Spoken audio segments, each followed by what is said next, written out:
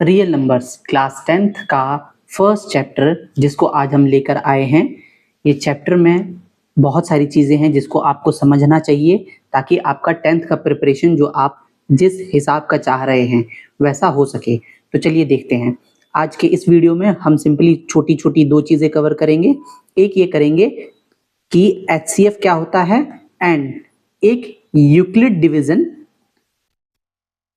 Euclid's division lemma और algorithm के बारे में पढ़ेंगे। अब बहुत सारे बच्चों के मन में होगा कि सर यूक्लिड्स डिवीजन जो लेमा है या एल्गोरिदम है ये तो हमारे में आ ही नहीं रहा है, ये तो कटा हुआ है। लेकिन ऐसा नहीं है, कुछ कुछ जगहों पर आजकल CBSE ये करने लगा है कि वो डिलीटेड पार्ट को भी दे देता है। क्यों दे देता है? क्योंकि वो हो सकता है NCERT से डिलीटेड हो गई हो, लेकिन वो आपके जो एग्जाम्पलर है वहां से वो डिलीट नहीं होते हैं, वहां पर कुछ क्वेश्चंस होते हैं जिसकी वजह से वो CBSE के आपके पार्ट में आ जाता है और हम लोग उसको इग्नोर कर देते हैं, जिसकी वजह से एग्जाम में जब वो आता है तो हमें दिक्कत हो जाती है। तो इसलिए आज हम समझेंगे इन दो टॉपिक्स को इस वीडियो में। सबसे पहला HCF क्या है। HCF और LCM इस चैप्टर, ये जो आपकी कहानी है चैप्टर फर्स्ट की, उसका मेन रोल है उसमें HCF और LCM का। लेकिन आज हम उसमें से सिर्फ एक HCF पढ़ेंगे, LCM भी पढ़ेंगे, प्राइम फैक्टराइजेशन मेथड का वो नेक्स्ट वीडियो में पढ़ेंगे। तो व्हाट इज HCF पहले समझते हैं। तो सिंपली HCF क्या है? Highest common factor. Highest common factor. अब क्या होता है? बहुत सिंपल, बहुत सारे बच्चों को आता होगा 10th क्लास में।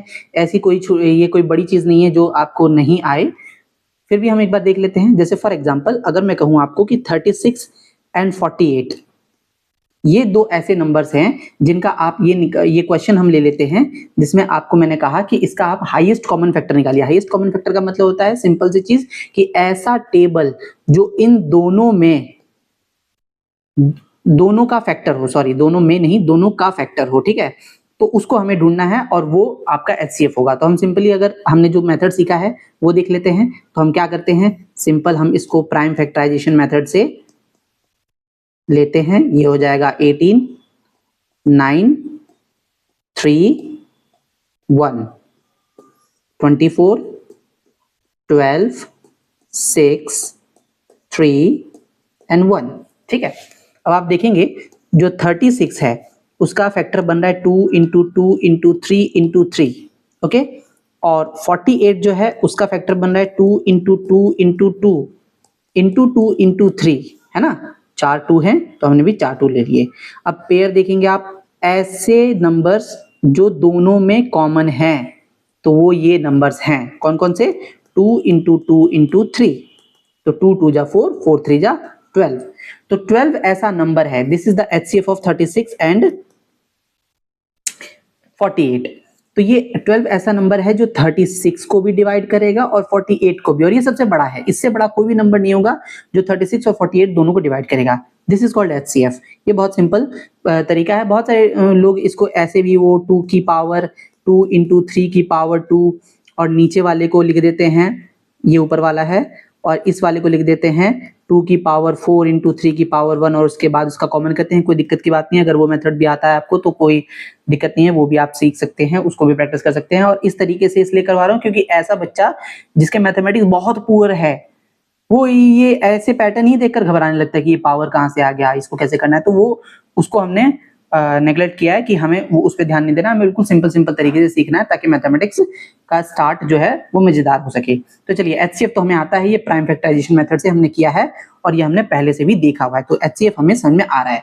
अब हम समझते हैं यूक्लिड डिवीजन लेमा या एल्गोरिदम। वैसे ये बहुत इंटरेस्टिंग टॉपिक था एक टाइम तक, पता नहीं क्यों CBSE ने डिलीट कर दिया, शायद वो प्राइम फैक्टराइजेशन पे ज्यादा फोकस देना चाहता हो। लेकिन हम समझते हैं कि ये जो आपका टॉपिक है इसको कैसे किया जाए। तो HCF बेसिकली यूक्लिड जो है, Euclid divisions algorithm, Euclid's division, ये HCF ही निकालने का मेथड है। This is the another method to find out HCF, ठीक है। HCF निकालने का मेथड है, तो इसमें कोई ऐसी बड़ी बात नहीं है, बहुत सिंपल है। इसका एक फॉर्मूला होता है A equals to BQ plus R, ठीक है। सिंपल सा, इसको अगर हम सिंपल और थोड़ा सा कॉम्प्रिहेंसिव तरीके से समझें तो division equals to, sorry dividend, dividend equals to divisor into में क्वेश्चन प्लस में रिमाइंडर। ये बेसिकली फॉर्मूला है आपका। अब इसको समझने की जरूरत है कि कैसे हो रहा है, ठीक है। आपको ये HCF निकालने का तरीका याद रखेंगे। मैं फिर से बता दूं, ये बहुत बार नहीं पूछा गया है, कटा हुआ है, बट फिर भी पढ़ लीजिए एक बार, क्योंकि कुछ भी हो सकता है, ठीक है। चलिए देखते हैं। तो अब हम सेम नंबर 36 एंड 48 का HCF इससे भी निकालने की कोशिश करेंगे। सबसे पहले आइडेंटिफाई करना है इसमें डिविडेंड कौन सा है, जो बड़ा होता है वो पहले डिविडेंड बनता है। तो 48 इक्वल्स टू जो छोटा है ये डिवाइजर बन जाएगा 36। अब 36 के टेबल में 48 तो आता नहीं है, उससे कम आता है 36। तो 36 बन जा 36 प्लस, अब 48 में से 36 माइनस करेंगे तो 12 आएगा, ठीक है। अब ये जो डिवाइजर था ये नया डिविडेंड बन जाएगा, ठीक है। और ये जो रिमाइंडर था ये नया डिवाइजर बन जाएगा। ओके सॉरी, ये 36 नहीं था, 12 था। तो 12 के टेबल में 36 कितने टाइम्स में आता है, 3 टाइम्स में। तो 12 3 जा 36 प्लस 0। याद रखेंगे ये सॉल्यूशन कब तक करते रहेंगे, जब तक रिमाइंडर 0 नहीं हो जाता। जैसे ही रिमाइंडर हो जाएगा 0 तो लास्ट जो डिवाइजर होगा that is your HCF, that is your HCF, ठीक है। और ये HCF है आपका 12। ओके देखिए यहाँ पर भी 12 आया है और ऊपर भी 12 आया है।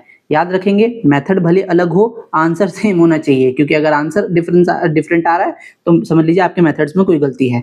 तो ये दो टॉपिक है सिंपल से जिसको हम इस वीडियो में कवर कर रहे हैं। अब इसके आगे आपको मैं कुछ क्वेश्चंस दे देता हूं, आप चाहें तो इसकी प्रैक्टिस कर सकते हैं घर बैठकर और अपने इन दोनों टॉपिक्स को और अच्छा कर सकते हैं। जैसे फॉर एग्जांपल अगर हम कुछ नंबर्स ले लेते हैं, ये प्रैक्टिस है आपके लिए, आप इसको चाहें तो कर सकते हैं। 2-3 देता हूं, ज्यादा नहीं दूंगा। 225 एंड 135 ले लीजिए, इसको दोनों मेथड से सॉल्व कीजिए। 196 एंड 38220 और 405 एंड 252।